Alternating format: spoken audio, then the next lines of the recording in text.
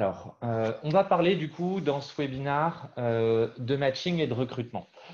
Le terme matching, on en entend parler. D'ailleurs, pas que dans le recrutement. Vous savez, on l'utilise aussi pas mal dans les sites emploi. La notion de matching, c'est d'essayer de faire des rapprochements, si possible des rapprochements intelligents. Et donc, il n'y a pas que dans l'emploi, on essaie de faire des rapprochements. On le fait comme je l'ai pu l'expliquer dans les sites de rencontres. Et donc, j'aimerais bien revenir un petit peu à la base de cette technologie et vous expliquer comment ça fonctionne et un petit peu les nuances qu'il peut avoir à l'intérieur. Alors, quand on parle de matching, il faut d'abord comprendre une première chose. Il y a un premier élément à comprendre, c'est d'abord une première technologie qui s'appelle le parsing. Alors, qu'est-ce que le parsing? Le parsing, ça consiste à prendre un document. Donc, comme nous, on travaille dans les RH, on a deux types de documents qui nous intéressent. On a d'un côté les CV des candidats, de l'autre côté les offres d'emploi. Donc, nous, on va travailler sur ces documents, mais on pourrait le faire sur d'autres types de documents. Et ça va être de faire lire automatiquement le contenu d'un document par un ordinateur. Essayer de s'arranger pour que l'ordinateur, la machine, soit seule, capable d'extraire, de lire le contenu d'un document. Alors, comment est-ce que la machine fait ça? Moi, je vous avoue, au début, je me disais assez bêtement, j'imagine que l'ordinateur regarde, lit mot à mot, comprend les mots et du coup, ensuite fait des analyses. En fait, finalement, ça ne fonctionne pas vraiment comme ça. Et ce qui est intéressant, c'est que finalement, les mots en eux-mêmes n'ont pas tant d'importance que ça. Ça va être plutôt la structure du document et sa topographie qui vont être intéressantes. Je m'explique. Par exemple, ici, si on prend le CV de Marion Durand, la première chose que va essayer de faire l'ordinateur, c'est de comprendre est-ce qu'il y a une grande structure dans ce document. Donc là, vous pouvez voir que oui, il y a une partie à gauche et une partie à droite. Très bien. Ensuite, l'ordinateur va essayer un petit peu de creuser, va essayer de définir est-ce qu'on peut identifier des blocs.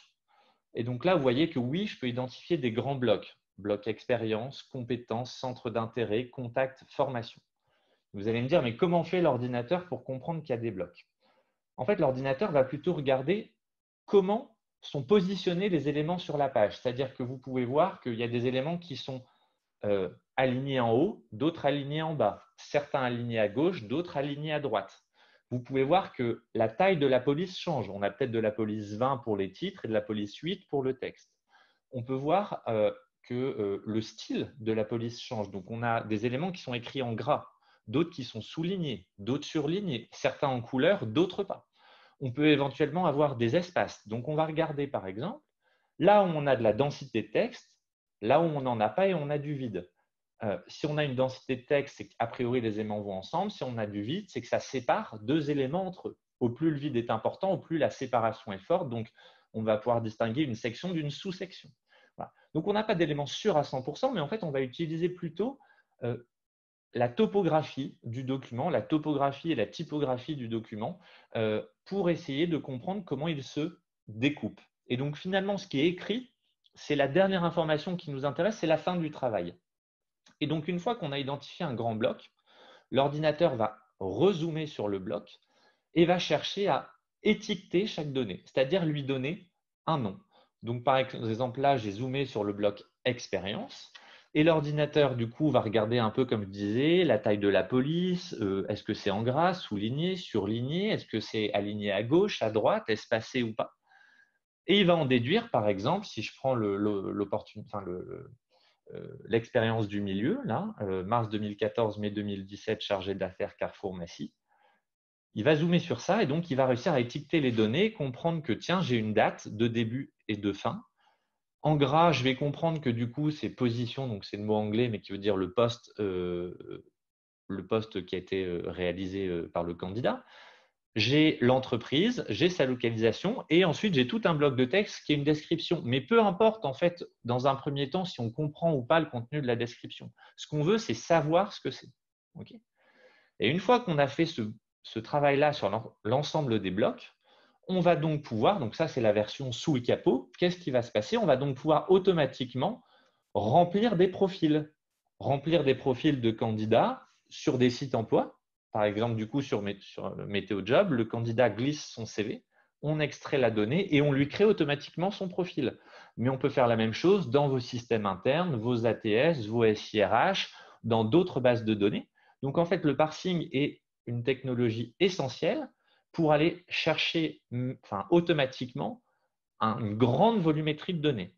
Okay, je vous remontre un petit peu sur une petite vidéo comment ça fonctionne. L'ordinateur qu'on va faire, il sépare le document, il identifie les grands blocs, il zoome dans chaque bloc, il étiquette les données et ensuite il vient repositionner les données où vous le souhaitez. Ici, par exemple, sur MétéoJob. Et hop, le tour est joué.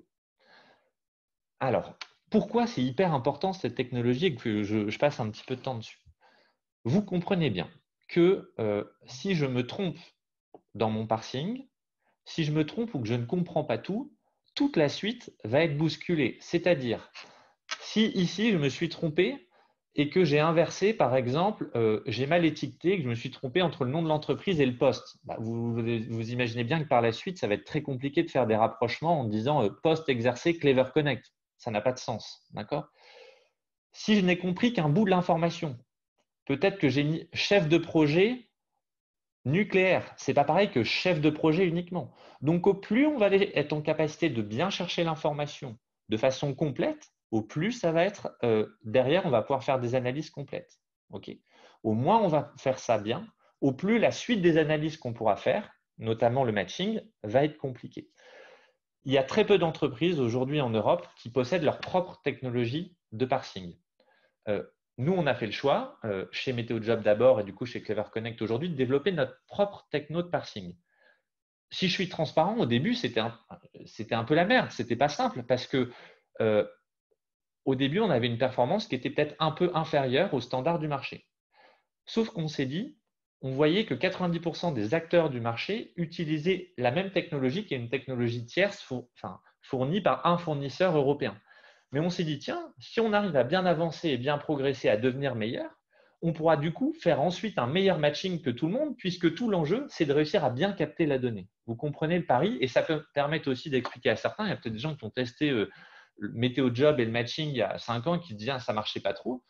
Mais ouais, parce que quand on fait de la R&D, il faut aussi un peu de temps avant que les technologies aboutissent, et c'était un pari. Voilà, et que je pense qu'aujourd'hui, on est extrêmement bien positionné sur cette technologie de parsing parce que notamment, on ne fait du parsing que dans les RH. Donc évidemment, c'est plus facile d'être très fort dans l'identification des offres, des contenus, des offres d'emploi et des CV parce qu'on ne fait que ça, alors que les entreprises qui vendent font du parsing pour tout type de métier et donc sont moins focalisées.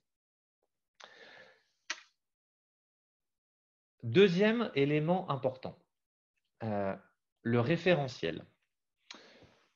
Une fois que vous êtes en capacité d'extraire la donnée, qu'est-ce que vous allez en faire?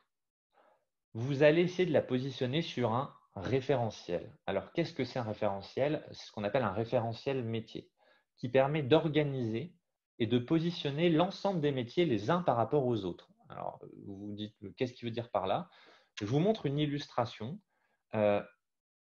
Je lance une petite vidéo, vous allez voir. Ça, c'est du coup notre référentiel sur MétéoJob. Vous avez à l'intérieur de ce référentiel l'ensemble des métiers qui existent en France. Donc, tous les points bleus représentent tous les métiers qu'on peut exercer aujourd'hui en France.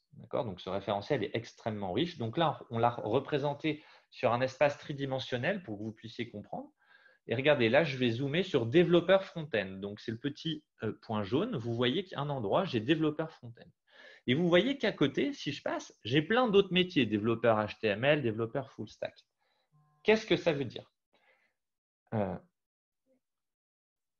Tous les points bleus représentent des métiers. D'accord? Au plus les points bleus sont proches dans cet espace tridimensionnel, au plus ça veut dire qu'une même personne est susceptible de pouvoir exercer ces différents métiers et susceptible de pouvoir passer d'un métier à l'autre.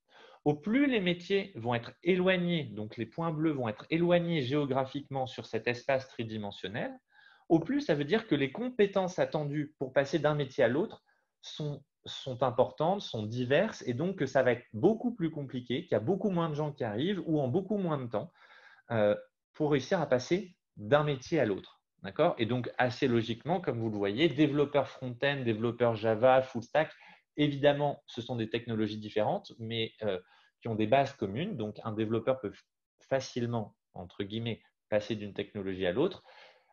Si vous prenez 2 points, je veux dire un en haut à gauche et un en bas à droite, peut-être que d'un côté, on a pompier et de l'autre, on a ingénieur nucléaire. Évidemment, les compétences et les qualités requises pour ces 2 métiers sont très différentes et donc passer de l'un à l'autre va être pas impossible, mais extrêmement compliqué. Donc, faire du matching, ça revient à faire un calcul de distance. On va positionner la dernière expérience du candidat sur ce référentiel et on va regarder tous les métiers qui sont proches et du coup vers lequel le candidat pourrait aller. À nouveau, ça c'est la machine. Comment ça se traduit côté utilisateur? Par exemple, sur Météo Job, vous savez, dès qu'un candidat s'inscrit sur le site, on va lui présenter les offres qui correspondent à son profil. Si l'offre correspond fortement, c'est illustré par 3 soleils, donc il y a un bon degré de pertinence. Si ça correspond un peu moins, on aura 2 soleils ou un soleil. Les soleils, ce sont simplement l'illustration de la distance que vous avez sur le graphique avant entre les compétences du candidat et l'offre qu'on propose. Évidemment, je voulais un petit peu simplifier et c'est un peu plus complexe que ça parce que j'imagine que là, vous dites, oui, mais il y a d'autres éléments qui viennent, qu'il faut prendre en compte et vous avez tout à fait raison.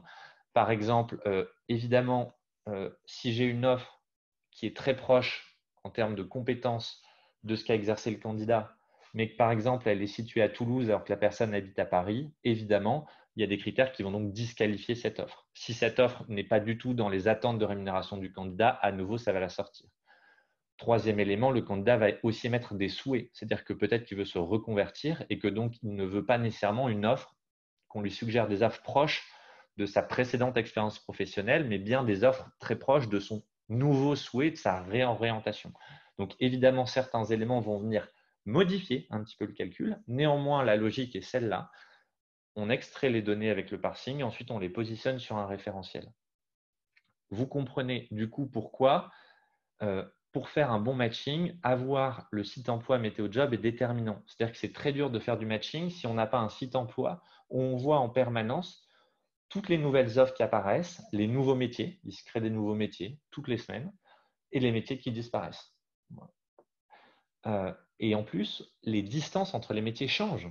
Okay, donc, les compétences attendues pour un métier évoluent dans le temps. Et donc, le fait d'avoir des centaines de milliers d'offres disponibles en permanence et des millions de candidats qui y postulent, ça nous permet de garder le référentiel à jour et d'en ajuster les distances, d'accord, entre les métiers.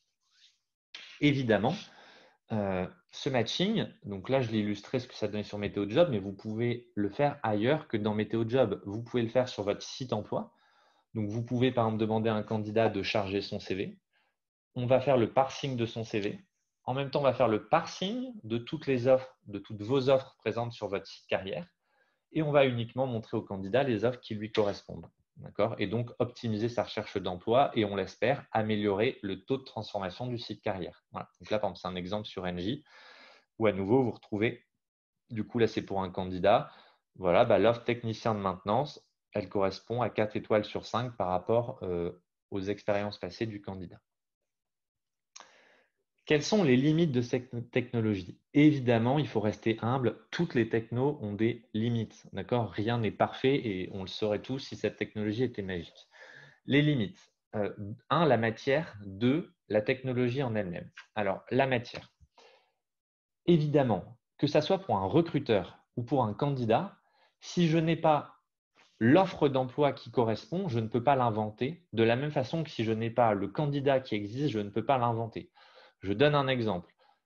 Si vous êtes recruteur pour l'armée de l'air et que vous cherchez un pilote de chasse dans la Creuse, s'il n'y a pas de pilote de chasse dans la Creuse enregistré, soit qui n'existe pas, soit qui n'est pas enregistré, qui n'est pas inscrit sur Météo Job, je ne pourrai de toute façon pas vous le rapprocher.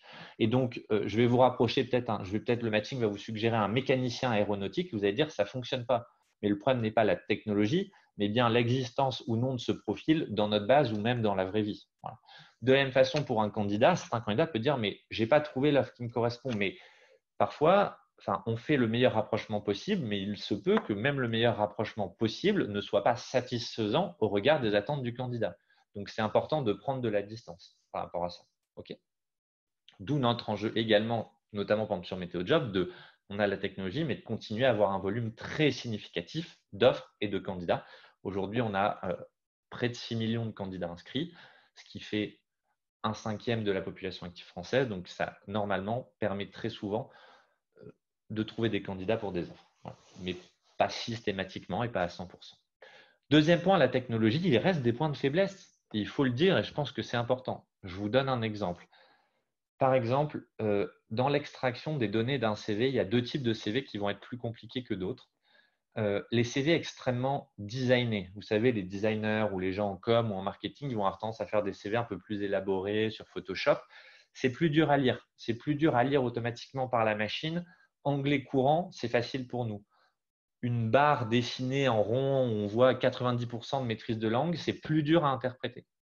Deuxième illustration ou exemple des limites de la technologie, il est plus compliqué aujourd'hui en parsing d'extraire les données d'un CV pris en photo, donc en format photo, PNG, JPEG, que d'un CV en Word ou en PDF. Voilà.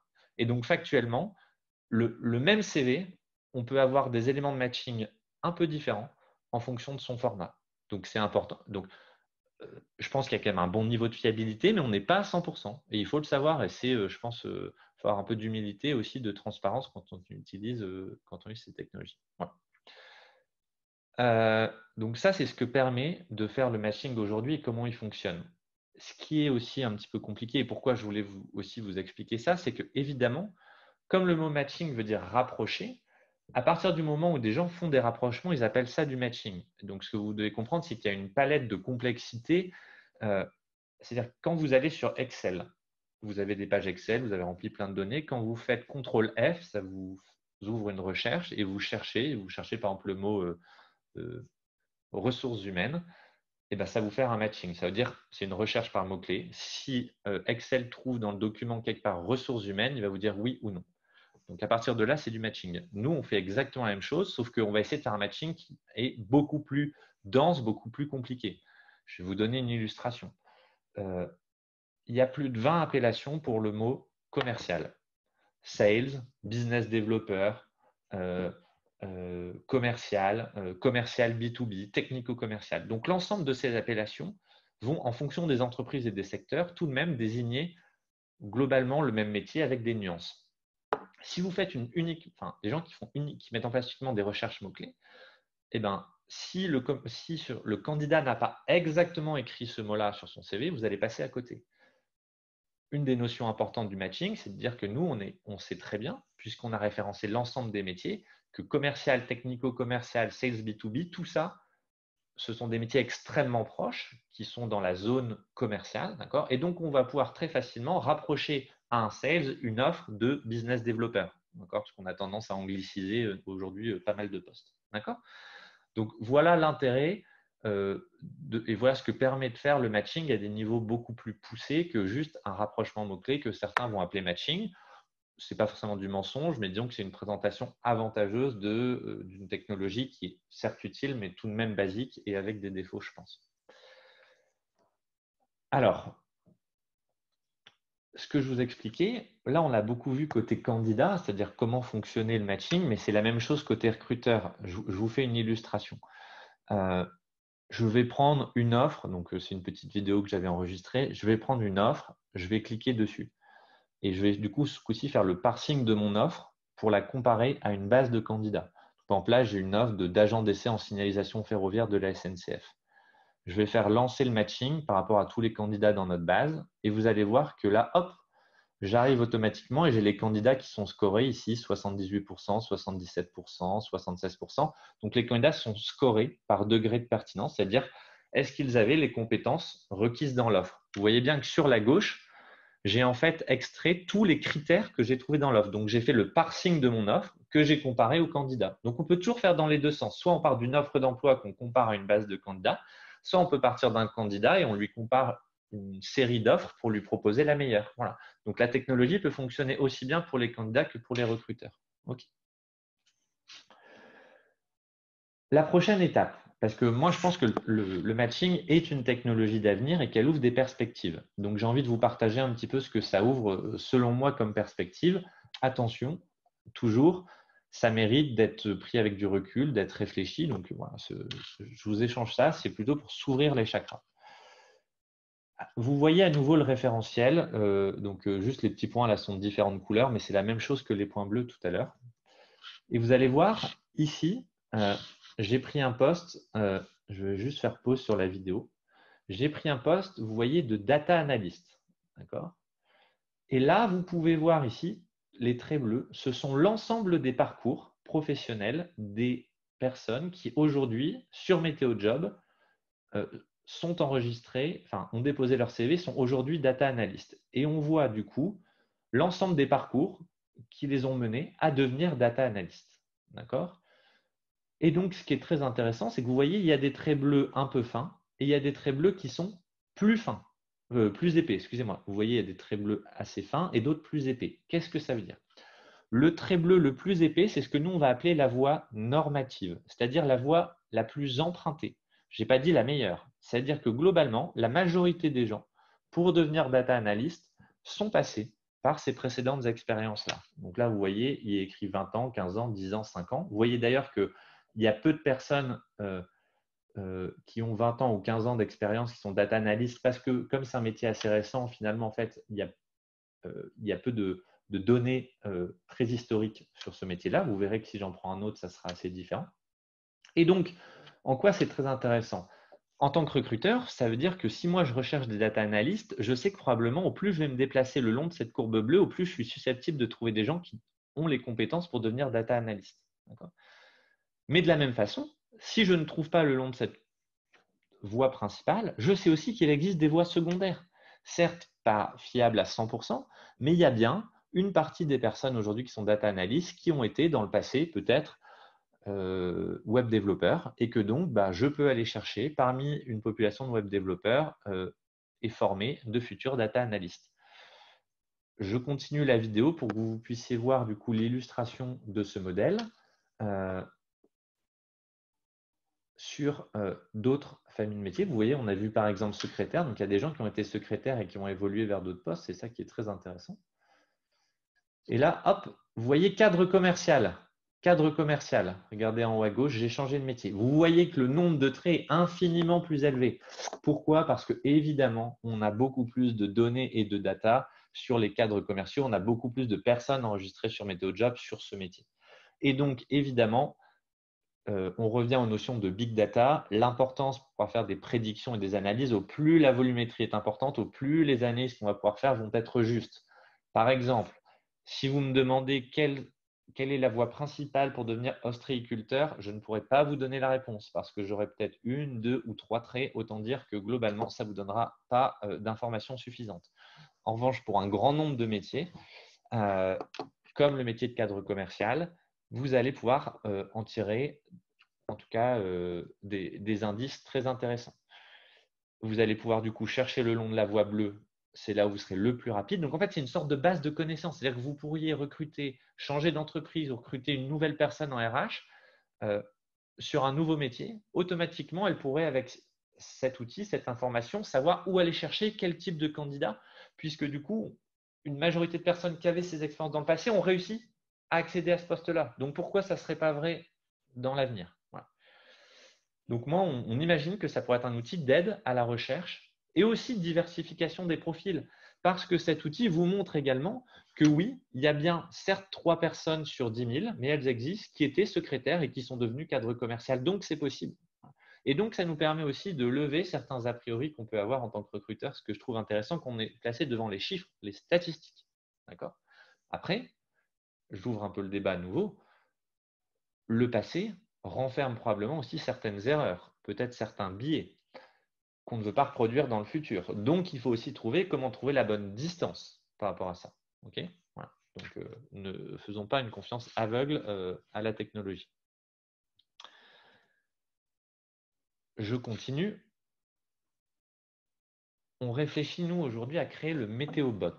Alors, qu'est-ce que c'est le MétéoBot? Ça serait notre capacité à aider ou à orienter les candidats dans leur recherche d'emploi. À savoir, compte tenu du graphe qu'on a vu précédemment, aujourd'hui, je suis capable de dire à un candidat, statistiquement, on est capable de prédire le futur métier des gens. Donc, est-ce que c'est une bonne chose? Est-ce qu'il faut le faire? Je ne sais pas. Mais on est capable de dire aujourd'hui, statistiquement, parmi 100 personnes qui avaient ton expérience, voilà ce qu'elles ont fait. Il y en a 30 qui se sont dirigées vers tel métier, 20 vers tel métier, 10 vers tel métier. Donc, statistiquement, tu as 30% de chance, toi, d'aller vers ce métier-là, 20% vers celui-là, 10% vers celui-là. Donc, est-ce que ça peut aussi devenir une aide à l'orientation, voyant les mêmes personnes que moi dans ma situation, vers quel type de métier se sont orientées? Ça peut être quand même très intéressant, je pense, en termes d'orientation, mais à nouveau, ça peut être peut-être dangereux en créant un petit peu des couloirs pour les gens. Voilà. Ça peut aussi ouvrir des opportunités, c'est-à-dire, demain, moi, je suis secrétaire, je me dis, mon rêve, ça serait de devenir cadre commercial. Je reprends l'exemple d'avant. Et il y a plein de gens qui vont me dire, mais c'est pas possible, ne rêve pas. Et bien, moi, je suis capable de dire si. Alors, certes, les probabilités sont faibles, mais dans le passé, il y a bien 3 personnes qui étaient secrétaires qui sont passées cadre commercial en l'espace de 5 ans ou de 10 ans. Donc, c'est faisable. D'ailleurs, voilà le parcours qu'ils ont emprunté. Et peut-être est-ce une voie, une opportunité pour toi. Donc, moi, évidemment, j'essaie de voir le meilleur côté des choses, c'est-à-dire comment on pourrait devenir la première aide à l'orientation 100% digitale pour que les gens aient une base de données en sachant est-ce que c'est faisable et dans la réalité, quelle est la probabilité que j'y arrive et quels seraient le ou les parcours les plus faciles, les plus accessibles, les besoins de formation que j'aurais en tant que candidat pour accéder à un nouveau métier. Voilà. Donc ça, je trouve que c'est extrêmement intéressant. On pourrait même imaginer dans un cas plus difficile, une restructuration d'entreprise ou un plan social. On sait bien qu'un des enjeux de l'entreprise va être d'essayer de retrouver des métiers correspondant aux qualifications des collaborateurs qu'on inclut dans le plan social. Notre outil permettrait très facilement de rentrer les compétences de tout le monde où il en est et de voir tout de suite tous les métiers les plus proches et celles qui permettraient le plus facilement et le plus rapidement à tout le monde de réaccéder à l'emploi. Et on sait bien que l'enjeu quand même est très important de permettre à des personnes de faire une transition la plus rapide possible et d'éviter de passer par l'étape chômage qui parfois malheureusement mène vers une perte d'estime, un chômage de longue durée, la difficulté à revenir sur le marché du travail. Donc voilà, ce qu'il faut comprendre, c'est que, et c'est ce que je pense, chaque outil et chaque technologie ouvre des perspectives, certaines positives, parfois des externalités négatives qu'on va devoir collectivement gommer. Parmi ces externalités positives et négatives, il y a notamment la discrimination. Dans quelle mesure les algorithmes permettent de diminuer la discrimination, dans quelle mesure ils peuvent parfois, contre notre volonté, la renforcer. C'est la suite de cette discussion et du coup, pour ceux que ça intéresse, on peut moi je serai présent, en tout cas vous, je ne sais pas, lundi prochain à 14h30 pour comprendre comment ce type d'algorithme peut aider à diminuer les biais, mais aussi parfois les renforcer si on ne comprend pas bien comment les utiliser, comment ils sont faits. J'avais une dernière petite slide qui est de dire évidemment pour faire du matching, il faut, et du coup je vous le rappelle, du parsing. Il faut, si possible, du big data pour bien le faire. C'est très compliqué de bien faire du parsing si vous n'avez pas de la donnée, ce qu'on appelle vivante, d'accord, donc qui évolue en permanence. Ce n'est pas parce que vous faites un extract de LinkedIn une fois, votre matching il fonctionnera peut-être sur les données pendant 1 mois ou 2, puis très vite il sera obsolète. Voilà. Et donc, ce sont 2 éléments importants, rappelant que la technologie peut faire beaucoup, mais qu'elle ne fait pas non plus de miracles et qu'elle a des limites, comme j'ai essayé de le présenter. Ça fait une demi-heure. Je pense que c'est le bon timing. J'espère que vous avez apprécié l'échange, que vous avez trouvé, que vous avez compris que j'ai été clair et explicite. En tout cas, j'ai essayé de faire de mon mieux. Je vous remercie à tous pour votre attention. Je vous propose que maintenant on passe à la phase des questions auxquelles je répondrai avec franchise et le plus clairement possible si j'ai la réponse, évidemment. Voilà, merci à tous.